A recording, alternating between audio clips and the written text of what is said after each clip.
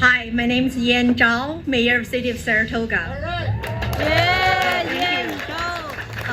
We have gathered here today not only to fight for Asian Americans' rights, but also for human rights. Yes. No one should have to fear for their life walking down the streets because of their race or ethnicity.